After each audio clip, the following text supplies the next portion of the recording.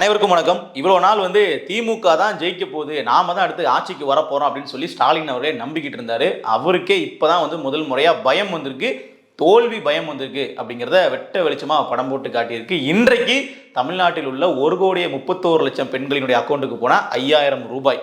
அது ஒரு நல்ல இனிப்பான செய்தி தானே, மக்கள் கொண்டாடுறாங்களே அப்படின்னு நீங்கள் நினச்சிங்கன்னா அதுக்கு பின்னாடி பல அரசியல் கணக்குகள் இருக்குது, பல சர்வே முடிவுகளும் ஸ்டாலின் அவர்கள் அதை பார்த்துருக்காரு. அது என்னங்கிறத நம்ம இதில் விரிவாக பேசுவோம். முதல்ல இந்த 5,000 ரூபாய் கொடுத்ததற்கு ஸ்டாலின் அவர்கள் கொடுக்கக்கூடிய விளக்கம் என்ன அப்படின்னா, இனி அடுத்த 2 மாதங்கள் பார்த்தீங்கன்னா மத்தியில் உள்ள பாஜக அரசு இந்த உரிமை தொகையை உங்களுக்கு கிடைக்காத மாதிரி தடை பண்ணுறதுக்கு சில வழக்குகளை அவர்கள் போட தயாராக இருக்கிறாங்க. ஏன்னா ஏற்கனவே இலவசங்கள் குறித்த வழக்கு வரக்கூடிய மார்ச் மாதம் விசாரணைக்கு வர்றதுனால இந்த மாதிரி இலவசங்கள் கொடுக்கக்கூடாதுன்னு சொல்லி அவர்கள் அறிவிச்சிட்டாங்கன்னா தேர்தல் அறிவிச்சதுக்கு அப்புறம் எங்ககிட்ட பவரும் இருக்காது, தேர்தல் ஆணையத்துக்கிட்ட போயிடும். ஸோ வேற வழி இல்லை, எங்களால் உங்களை பணம் கொடுத்து ரீச் பண்ண முடியாதுன்றதுனால நாங்கள் இப்போவே என்ன பண்ணிடுறோம், அந்த 3 மாத கால இடைவெளிக்கான அமௌண்ட் 3,000 போட்டுடுறோம். நீங்கள் கோடை காலத்தில் வேலைக்கு போகிறதுக்கு கஷ்டப்படுவீங்க, நீங்கள் வேலைக்கெல்லாம் போக வேண்டாம், வீட்டிலே இருங்க, நாங்களே உங்களுக்கு காசு கொடுக்குறோன்னு சொல்லி 2,000 ரூபாய் சேர்த்து மொத்தம் 5,000 ரூபாயை பிப்ரவரி 13ஆம் தேதி ஸ்டாலின் அவர்கள் போட்டிருக்காரு. எப்பவும் 15 தானே போடுவீங்கன்னு கேட்டால் இல்லைங்க, நாளைக்கு 2வது சனிக்கிழமை, அடுத்த நாள் ஞாயிற்றுக்கிழமை, ஸோ அதனால் பேங்க் லீவு, அதனால் நாங்கள் இப்போவே போட்டோம் அப்படின்னு சொல்லி அவசரமாக ஒரு அறிவிப்பு கூட கொடுக்காம நிறைய பணத்தையே போட்டுட்டு விளக்கம் கொடுத்திருக்காரு ஸ்டாலின் அவர்கள். இதை இன்னைக்கு கிட்டத்தட்ட 1,31,00,000 பெண்களுக்கு ஓகே, இன்னைக்கு ஒரு பெரிய அளவுல தொகை வந்திருக்குன்னு சொல்லி நல்ல செய்தியாக இருந்தாலும் தமிழ்நாட்டில் உள்ள ஒட்டுமொத்த ரேஷன் கார்டுகளின் எண்ணிக்கை 2.2 கோடி. அப்போ கிட்டத்தட்ட ஒரு 90 லட்சம் பெண்களுக்கு இந்த உரிமை தொகை சென்று சேரவில்லை. ஏற்கனவே 1,13,00,000 பேருக்கு தான் போயிட்டு இருந்துச்சு. அப்புறம் சமீபத்தில் நாங்கள் அனைவருக்கும் கொடுக்குறோம், இதுக்கப்புறம் தகுதியெல்லாம் கிடையாதுங்க, எல்லாருக்கும் கொடுக்குறோன்னு சொல்லி கூடுதலாக ஒரு 18 லட்சம் பேரை சேர்த்து இப்போ 1.31 கோடியை வச்சுருக்காங்க.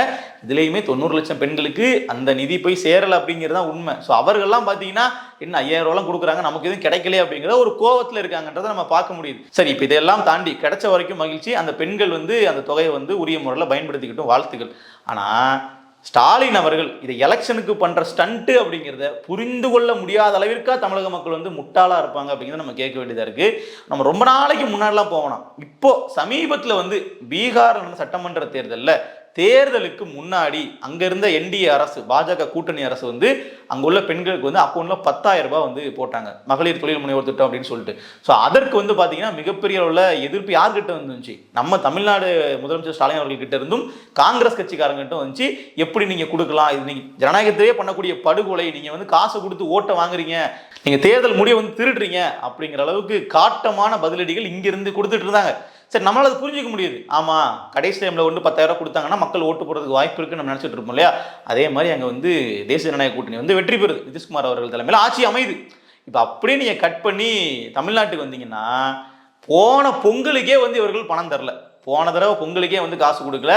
அப்போவே மக்கள் கேட்டாங்க, ஏன் கொடுக்கலன்னு கேட்டால் இப்போ கொடுத்தா நீங்கள் மறந்துடுவீங்க, எங்கள் கிட்ட வர நிதி இல்லை அப்படின்னு சொல்லி அவர்கள் நிதியை ஒரு காரணமாக காட்டி அப்படியே ஸ்கிப் பண்ணிட்டாங்க.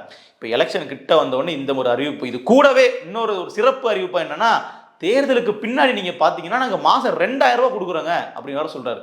மாதம் 2,000 ரூபா அப்படின்னா இந்த 2,000க்கு பின்னாடி ஒரு அரசியல் இருக்குல்ல, அது என்னன்னு கேட்டிங்கன்னா, எடப்பாடி அவர்கள் கொஞ்ச நாளைக்கு முன்னாடி தான் குலவிளக்கு திட்டம் அப்படிங்கிற அடிப்படையில் நாங்கள் ஆட்சிக்கு வந்தால் அனைத்து ரேஷன் தாரர்களுக்கும் நாங்கள் 2,000 ரூபாய் மாதம் மாதம் கொடுப்போம்னு சொல்லி அவர் சொன்னார். அது அனைத்தும் அப்படிங்கிற வார்த்தையை நம்ம அடிக்கோடிட்டு பார்க்கணும். இங்கே இப்போ கிட்டத்தட்ட 1,31,00,000 பெண்கள் இப்போ வாங்கியிருக்காங்க இல்லையா. ஸோ இவர்களுக்கே 2,000 ரூபாயாக அது தொடரும் அப்படிங்கிற மாதிரி ஒரு அறிவிப்பு கொடுத்துருக்காரு. நான் உங்கள் சகோதரன், சொன்னால் சேவன் அப்படிங்கிற மாதிரி. சரி, ஓகே, அது அதை பார்த்து இதை கொடுத்துருக்காங்க அப்படிங்கிறதுல மாற்றுக்கிறதே இல்லை.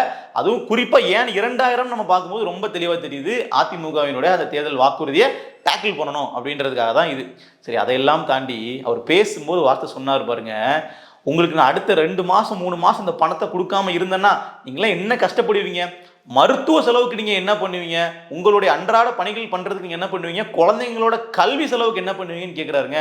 உங்கள் மாதாந்திர செலவை எப்படி சமாளிப்பீங்க, உங்கள் குடும்பத்தில் நோய்வாய்ப்பட்டவங்களுக்கு மாத்திரை வாங்கி கொடுக்க முடியுமா, குழந்தைகள் தேர்வு எழுதுகிற காலத்தில் அவங்களுக்கு உணவு கொடுப்பதிலிருந்து தேவையான கல்வி செலவுகளை செய்ய முடியுமா, இந்த கஷ்டத்தை எல்லாம் நினைச்சு பார்த்து தான் ஒரு முக்கியமான முடிவை எடுத்திருக்கிறேன். நமக்கு என்ன தோணுதுன்னா, தமிழ்நாட்டில் கல்வி இலவசங்கிறீங்க, கவர்மெண்ட் ஸ்கூல் இருக்குது, செலவே இல்லாமல் படிக்க வைக்கலான்றீங்க, மருத்துவமனை இலவசம்ன்றீங்க, அரசு மருத்துவமனை எல்லா இடங்கள்லையும் இருக்குது, நீங்கள் 1 ரூபாய் செலவு இல்லாமல் நீங்கள் மருத்துவம் பார்க்கலான்னு சொல்கிறீங்க.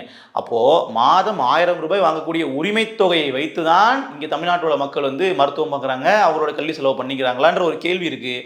தமிழ்நாட்டில் நாங்கள் கல்வியே மருத்துவத்தை இலவசமாக கொடுப்போம்னு சொல்லி சீமான் அவர்கள் மேடையில் பேசும்போது ஏற்கனவே அதெல்லாம் இலவசமாக தாங்க இருக்கு அப்படின்னு பேசுறீங்க இல்லையா? இன்னைக்கு ஸ்டாலின் அவர்களோட பேச்சை வச்சு நான் கேட்குறேன், அப்புறம் எதுக்குங்க இந்த 1000 ரூபாயை வச்சு நீங்கள் மருத்துவ செலவு கல்வி செலவு பார்த்துக்கிங்கன்னு சொல்றீங்க? அந்த ஒரு கேள்வி கேட்டோமா. அடுத்தது, இப்போ தமிழ்நாட்டில் சமீப காலமாக எங்கும் கண் திறக்கக்கூடிய பகுதிகளெல்லாம் போராட்ட காலமாக இருக்கு இல்லையா? சென்னையில் நீங்கள் எடுத்துக்கிட்டீங்க அப்படின்னா கடந்த பல மாதங்களாக தூய்மை பணியாளர்கள் போராடிட்டு வந்தாங்க, செவிலியர்கள் வந்து போராடி இருக்காங்க. இப்போ நேற்றைய முந்தைய தினம்லாம் பார்த்தீங்கன்னா அங்கன்வாடி ஊழியர்களும் வந்து போராடுறாங்க, ஆசிரியர்கள் போராடுறாங்க. இவர்கள் எல்லாரும் ஆயிரக்கணக்கில் போராடிட்டு இருக்காங்க. சில ஆயிரங்கள் ஊதிய உயர்விற்காக. நீங்கள் தூய்மை பணியாளர்கள் எடுத்துக்கிட்டீங்க அப்படின்னா அவருடைய சம்பளம் வந்து 20,000 ரொம்ப கம்மியாக 15,000 கீழே கொண்டு வந்துட்டாங்க. ஸோ ரொம்ப வருஷமாக வேலை பார்த்து 23,000 சம்பளம் வாங்கினவங்கலாம் அப்படியே ஒரே நாளில் 1953 பேரும் பதவி நீக்கம், இனிமேல் நீங்கள் ப்ரைவேட்டில் போய் வேலை பாருங்க, உங்களுக்கான சம்பளம் 15,000 அப்படிங்கிற மாதிரி கொண்டு வந்துட்டாங்க. அப்போ அதை எதிர்த்து அவர்கள் வந்து போராடிட்டு இருக்காங்க. இன்னொரு பக்கம் ஆசிரியர்கள் வந்து நாங்கள் ரொம்ப வருஷமாக வேலை பார்க்குறோம், உங்களுக்கு ஊதிய உயர்வே இல்லைன்னு சொல்லி ஒரு தரப்பு போராடுறாங்க, இடைநிலை ஆசிரியர்கள். அதே மாதிரி செவிலியர்கள் எடுத்துக்கிட்டிங்கன்னா பணி நிரந்தரம் பண்ணுங்கன்னு சொல்லி போராடுறாங்க. அதே மாதிரி அங்கன்வாடி ஊழியர்களும் நாங்கள் 30 வருஷமா வேலை பார்த்தோம், எங்களுடைய சம்பளம் 21,000 தாண்ட மாட்டேங்குது, அதுவும் புதுசாக வரக்கூடியவங்களுக்கு சம்பளம் ரொம்ப கம்மியாக இருக்குது, ஸோ ஒரு அடிப்படை சம்பளத்தை நீங்கள் எங்களுக்கு நிர்ணயிச்சு கொடுங்கன்னு சொல்லி 19,000 சம்பளம் எங்களுக்கு நீங்கள் கொடுங்க நாங்கள் உள்ளே வரும்போது அப்படின்னு சொல்லி கேட்குறாங்க. உதவியாளர்களுக்கு ஒரு 15,000 கொடுங்கன்னு கேட்குறாங்க. இது எல்லாத்துக்கும் திமுக சொல்லக்கூடிய பதில் அப்படிங்கிறது நிதி இல்லை, கஜானாவில் நிதி இல்லை, எங்ககிட்ட பணம் இல்லை, நீங்கள் கேட்காதீங்க அப்படின்னு சொல்லிடுறாங்க. இதெல்லாம் எவ்வளோ வரும்னு நினைக்கிறீங்க? அதிகபட்சம் ஒரு மாதம் வந்து பார்த்தீங்கன்னா ஒரு சில 100 கோடிகள் தான் வரும் மொத்தமாகவே. இவர்கள் கேட்கக்கூடிய எல்லா அந்த தேவைகளையும் பூர்த்தி செய்து கடந்த முறை தேர்தல் வாக்குறுதியில் இவர்கள் கொடுத்ததை எல்லாத்தையுமே நிறைவேற்றுறதுக்கே சில 100 கோடிகள் தான் தேவைப்படும் மாதம். ஆனால் இந்த மகளிர் உரிமை தொகைக்கு நீங்கள் ஒரே நாள் 5,000 ரூபா போட்டிருக்காங்க இல்லையா, 6,500 கோடி இவர்கள் செலவு பண்ணியிருக்காங்க இந்த ஒரு ஸ்கீமில் மட்டும், இன்னைக்கு ஒரே நாளில் கொடுக்கறதுக்கு மட்டும்.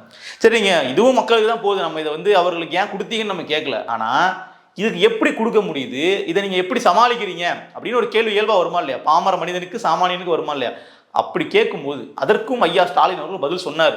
நாங்கள் இவ்வளோ நாள் எப்படி கொடுத்தோம்னு நினைக்கிறீங்க, நிதி நிலைமை நாங்கள் சிறப்பாக கையாண்டு கொடுத்தோம் பார்த்தீங்களா, அதே மாதிரி கொடுக்க போறோன்றாருங்க.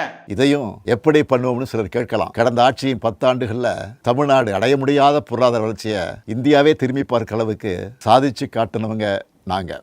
நீங்க எப்படி கொடுத்தீங்கன்னு தெரியாதா? தமிழ்நாட்டினுடைய கடனை 4 ஆண்டுகளில் 2 மடங்கு உயர்த்திய பெருமை நம்மளுடைய கழகத் தலைவர் ஸ்டாலின் அவர்களே சாரும். அதாவது 73 ஆண்டுகள் தமிழ்நாடு அரசினுடைய மொத்த கடனாக இருந்து 5 லட்சம் கோடி. ஸ்டாலின் அவர்கள் ஆட்சிக்கு வந்து 4 ஆண்டுகளில் வந்து பார்த்தீங்கன்னா 4.45 கோடி எக்ஸ்ட்ரா, இப்போ கிட்டத்தட்ட 10 லட்சம் கோடி நெருங்க போகிறோம் நம்ம கடன். பாதிக்கு பாதி கடன் அதிகம். ஸோ நம்ம 73 ஆண்டுகள்னு மொத்தமாக பேச வேண்டிய தேவையில்லை. அன்னைக்கு இருந்த மணியோட இண்டெக்ஸ் வேல்யூ கம்மி, அப்படி பார்க்கும்போது பெரிய அளவில் ஒப்பீடு அப்படி தேவையில்லைன்னு வச்சுக்கோங்களேன். இருந்தாலும் இந்த அளவு குறைந்த காலத்தில் இவ்வளோ அதிக கடன் வாங்கிய பெருமை நம்ம திராவிட மாடல் அரசை மட்டுமே சாரும். ஏன்னா எந்த மாநிலங்களும் இவ்வளோ அதிகமாக கடன் வாங்கலை. அந்த ரேஷியோ படி பார்க்கும்போதுமே இவ்வளோ பெரிய கடன் வந்து யாருமே வாங்கினது இல்லை. அப்போ இந்த கடன் வாங்கின அமௌண்ட் இருக்கு இல்லையா, இது எங்கே போகுதுன்னு நம்ம பார்த்தோம்னா இந்த மாதிரி டிஸ்ட்ரிபியூஷனுக்கு வந்து போகுது. ஸோ பிரச்சனையே இங்கே என்ன அப்படின்னா, இந்த கடனும் நாளைக்கு மக்களை தான் பாதிக்கும். அரசாங்கம் வட்டி கட்டுறாங்க. அரசாங்கம் வந்து இதுக்கு வட்டி கட்டணும். அந்த வட்டி கட்டக்கூடிய காசு யாரோட காசுனா மக்களுடைய வரிப்பணம்.